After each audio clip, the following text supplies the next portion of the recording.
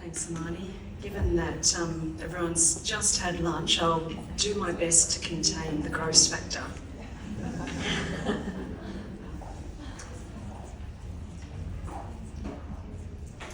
Thanks again for the introduction and the privilege of the podium. Good afternoon, ladies and gentlemen. Firstly, my disclosures. I've been asked to speak about faecal incontinence. How often do you, as a gynaecologist, come across patients with faecal incontinence? Perhaps more than you think. Faecal incontinence goes hand in hand with a number of conditions, but this is a clinical symptom which patients dread and take extreme measures to hide. Despite affecting a sizable portion of patients with urinary incontinence, I dare say very few bring it to your attention. Even when patients come to see me, they term it diarrhea or their IBS. I often have to drag the information out of them. Yet faecal incontinence is more prevalent than osteoporosis and Alzheimer's. It is almost as common as asthma and diabetes. In the Million Women study in the States, of every 100 mature-aged women, 20 suffered what they described as bothersome anal leakage. But less than half, and perhaps as low as 15% of these patients will seek treatment. Why? Well, thanks to education and awareness, urinary incontinence has lost its stigma. There are ads on television. Magazine articles compare the relative merits of pads. But faecal incontinence continues to be viewed with embarrassment and shame, and sadly, many patients have a nihilistic attitude which is matched by their treating doctors. By the conclusion of this talk, I hope I can show you there are ways we can actually help. But before we can try to assist these patients, as in all that we do, we must first examine the underlying causes. Now, as a colorectal surgeon speaking at a gynecology conference, let me first address the elephant in the room. I bet you guys think that we blame everything on vaginal delivery, that we wage an unspoken war against instrumental assistance. And you wouldn't be far off the mark. After all, vaginal delivery has the potential to impact on our continence in multiple ways. As you know, at the perineal body, our superficial and deep transverse perineal muscles meet and overlap with the vaginal sphincter and the anterior fibres of the anal sphincter.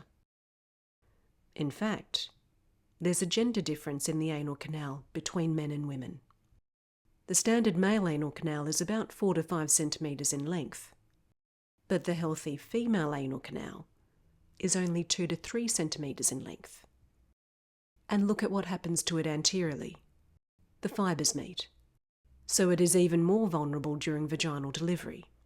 It seems as if we are discriminated against by the universe in multiple morphological ways, at least when it comes to sphincter anatomy. If we do routine endoanal ultrasound on all women postpartum, up to 35% of primiparous women and 44% of multiparous women have some form of injury. And when you see the sort of stretching forces that the perineal body is asked to endure, it's not surprising. If forceps are used, this rate of injury jumps to 80%. And it's not just the anal canal. Concurrent avulsion, partial or complete, of the levator ani is 7 times more likely if forceps are used. And don't forget the pudendal nerve. Irreversible injury may occur when these nerves are stretched by more than 12% of their normal length or compressed for prolonged periods of time, particularly if the delivery is difficult. Population-based studies evaluating faecal incontinence have demonstrated the correlation with obstetric factors such as forceps, 3rd or 4th degree tears and birth weight. Look at this meta-analysis involving 103 studies and more than 16,000 birthing women. The incidence of oasis was 26% and faecal incontinence was 19%. So clearly, the trauma of vaginal delivery has a lot to answer for. Now, you may well counter these claims with the fact that many young women maintain or regain their function postpartum after such trauma. Clearly, there are other factors at play, and these factors may well be compensating until they no longer can. The influence of hormones, for instance. Fecal incontinence in female patients does seem to be heralded by perimenopausal changes. This audience will be well acquainted with the role of sex hormones in the tissues of the pelvic floor, bladder and urethra, and urinary function. It isn't a big leap to associate fecal incontinence with a similar pathophysiology. Sex hormone receptors are expressed in the anal sphincter, and female rats undergoing bilateral oophorectomy have a reduction in the cross-sectional area of striated muscle of the anal sphincter. But the impact of hormones is not well understood and clearly not the whole picture.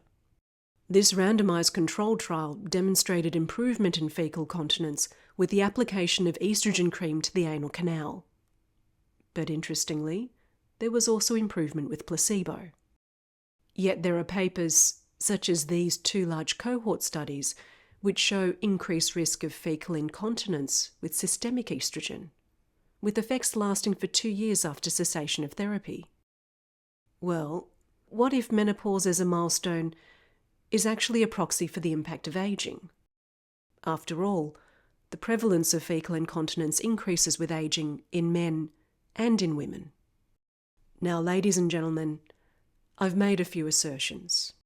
That obstetric injury is a key factor in the etiology of female fecal incontinence, and that it may only be exposed by menopause or ageing. Before I go further, let's remind ourselves of the physiology of continence. How do we maintain our day-to-day control? There are multiple contributing components to our continence.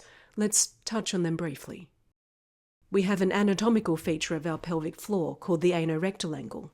The puborectalis muscle wraps around the rectum and tonically contracts, creating a kink in the gastrointestinal passage and adding to the barrier function of the sphincter.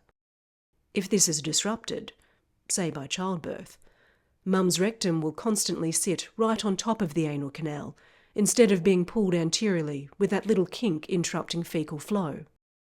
Then we need a compliant elastic rectum. The rectum should work like a reservoir.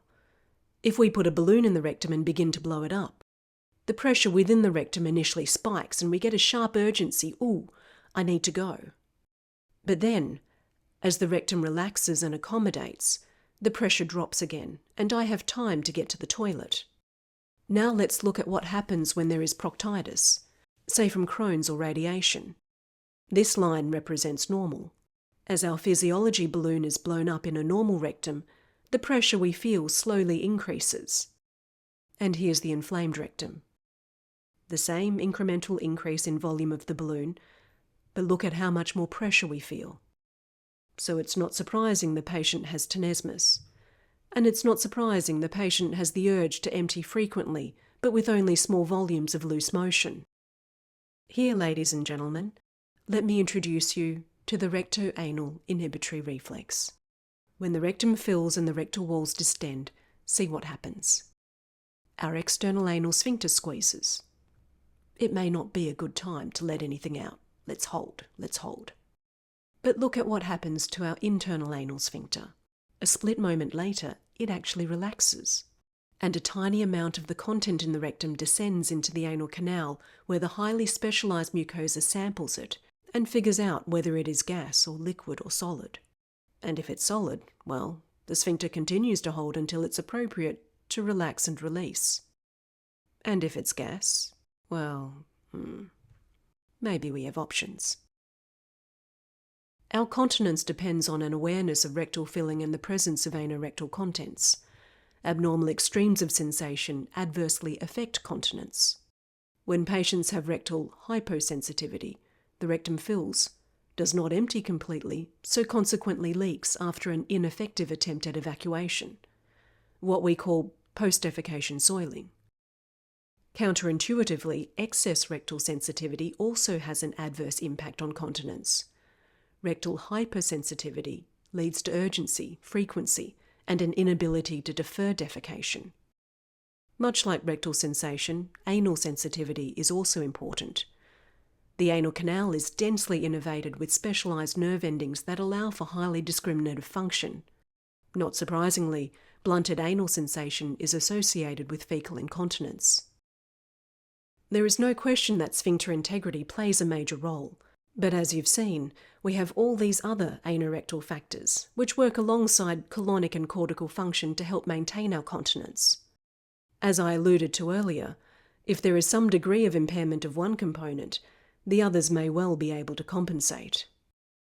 But ageing is indiscriminate in affecting all aspects of our continence and impairs our ability to compensate. The internal and external anal sphincter demonstrate loss of muscle mass, reduced tensile strength and increased sclerosis. There is age-related neuropathy and loss of tissue elasticity. The anorectal angle is less obtuse, and there are changes in colonic motility with age-related loss of neural input. If there is an underlying deficit, childbirth-related or otherwise, the ageing process will unmask and accentuate it. So, colleagues, let's now consider specific deficits and what a colorectal surgeon can offer to mitigate their effect on quality of life. The sphincter itself can be injured or affected. When we undertake anal manometry in these patients, we may see anal hypotension with reduced tone at rest and anal hypocontractility with reduced pressure on squeeze. Both of these are associated with fecal incontinence. Endoanal ultrasound helps us to differentiate the cause. This is a normal image. The central yellow circle is the probe, the mucosa is orange. The hypoechoic ring coloured red is the internal anal sphincter. The fibres in the purple ring, the external anal sphincter. Surgeons can damage the sphincter inadvertently or deliberately. On the right is the ultrasound image of a patient after lateral sphincterotomy, where a portion of the internal anal sphincter has been divided for chronic fissure disease. The hypoechoic ring is disrupted and the ends have retracted to the yellow lines. Once upon a time, for bad fissure disease, my surgical predecessors would perform a Lord stretch where 4 fingers were placed in the anal canal and would crank it apart under a general anaesthetic. With such uncontrolled tearing, this fragmentation of the internal anal sphincter pointed out by the arrows is not surprising. Can we fix this? Yes, injectable bulking agents can be used to bridge defects in the internal sphincter. In the past, PTQ, a silicone biomaterial, and more recently the SphinKeeper, a self-expanding set of implants, can be deployed to add bulk and improve the sealing effect of the sphincter. Of course, we can also see significant defects in the external anal sphincter, like this, with patchy scarring and anteriorly a complete disruption from 11 to 2 o'clock. This sort of image is more common following an obstetric anal sphincter injury. What can we do about this sort of defect?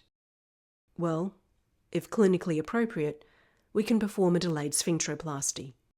We make an incision in the perineum and dissect out the sphincter complex. Anteriorly, at the site of the sonographic defect, is non-contractile scar tissue, which we excise.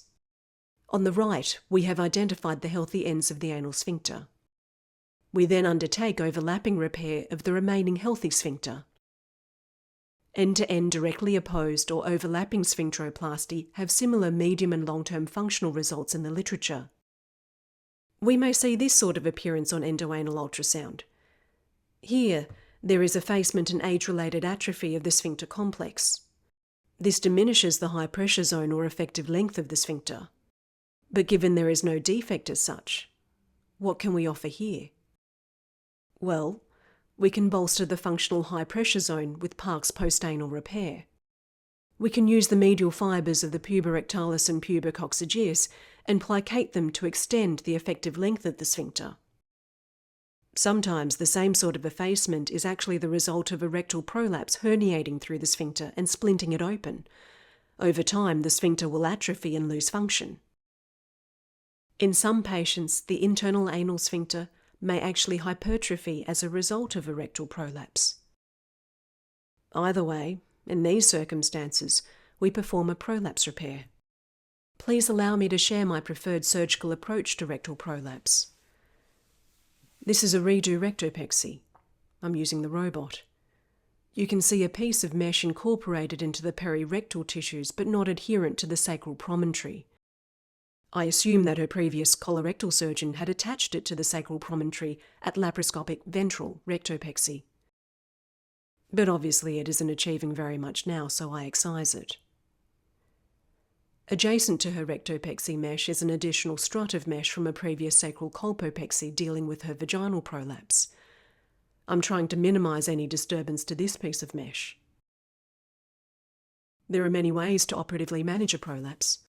Some perineal and some abdominal, some with and some without mesh. Some of you may be aware of recent events besmirching the reputation of the ventral rectopexy. A proportion of patients develop chronic pelvic pain, rectovaginal fistula, mid-rectal stricture and mesh erosion. Quite significant complications given the benign nature of the pathology at stake. I've tended to prefer a posterior rectopexy, and it makes sense in this lady. Here I've only used the robotic monopolar shears to develop this space in the mesorectal plane. In redo surgery, the clarity of the optics and the precision are helpful when the anatomy is not initially clear. Some use absorbitax to secure the mesh because a prominent sacral promontory can impede movement of the laparoscopic needle holders.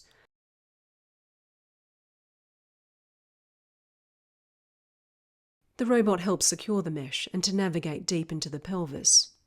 Now, I'm not suggesting there is less likelihood of recurrence with the robotic platform. I don't know that. But what I can tell you is that this redo would have been much more difficult without it.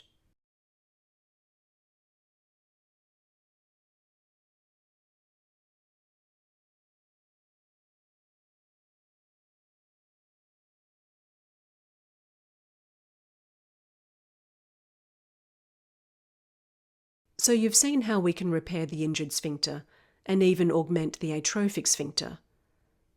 But what about more extensive trauma? Well, colleagues, let me show you another ultrasound. This image is taken from a 38-year-old refugee from Iraq who ran over a landmine triggering an explosion that ripped through his pelvis and disrupted his rectum and anus. Compare this to the normal. There is a tiny portion of hypoechoic internal anal sphincter, and instead of healthy wide external sphincter, there are a few disrupted fibres here and a few bits of scarred muscle there. What can we do for his frank fecal incontinence? Well, we can fashion him a new sphincter. The dynamic gracilloplasty has been around since the late 80s. Although the results are variable, for some patients it can be life-changing. We used one of his gracilis muscles and rerouted it, wrapped it around the anal canal and then attached it to the contralateral ischial ramus. May I remind you, the gracilis is a skeletal muscle. It is composed of type 2 fast twitch muscle that fatigues quickly. Clearly not good enough when it comes to the anal sphincter. So how do we address that? Neurostimulation of the gracilloplasty gradually converts skeletal muscle into smooth muscle, type 1 slow twitch fibres that are resistant to fatigue. And 6 months after his dynamic gracilloplasty, we were able to reverse his stoma, and he has been satisfied with his continence. But what about neuropathic causes of incontinence? When pudendal neuropathy is sufficiently severe to lead to urgency, inability to defer defecation and accidents. Thankfully, we have a solution in the form of sacral nerve stimulation. In Wexner's Sentinel paper, sacral neuromodulation resulted in an improvement in the mean number of weekly fecal accidents from about 9 to 3. About 85% of patients had at least a 50% reduction in the number of fecal accidents, which could still be seen at 5 years. A lucky 40% of patients experienced resolution of incontinence with no fecal accidents. And again, this was still seen at long-term follow-up. Not surprisingly, there was a significant improvement in quality of life scores, which again could be seen at long-term follow-up. And all this with reasonably low morbidity and no mortality. But what if there is no anorectal deficit that can be surgically addressed? What about the incontinence that arises from a higher lesion, say a spinal cord injury, when our colon loses overarching autonomic control? This is a difficult situation because the patient yo-yos between constipation, overflow and incontinence. Can we offer anything for these patients? Well, a stoma would provide control over the situation, but comes with its own issues. So for those patients adamantly opposed to a stoma, we can borrow a technique from the paediatric surgeons, a Chait tube. The Chait catheter provides an access site to the colon, which we can then use for antegrade colonic irrigation. Once the Chait tube is fashioned, patients are educated and become self-sufficient in performing irrigation, which flushes out the entire colon. The Chait doesn't resolve the incontinence, but in providing a method to achieve reliable, predictable emptying, we are giving the patient back their control. Colleagues, fecal incontinence is not uncommon in mature-aged women. Whether related to hormonal changes or the ageing process unmasking a remote birthing injury, the symptoms can be devastating. As you've seen, we have management strategies to cater to specific deficits and to suit each life stage of our patients. And these include treatment options that don't carry the sort of stigma associated with stoma. But despite the impact on quality of life, patients are unlikely to volunteer their troubles. Perhaps more so than any other area of our clinical practice, detection and referral requires an astute and empathic clinician. Thank you.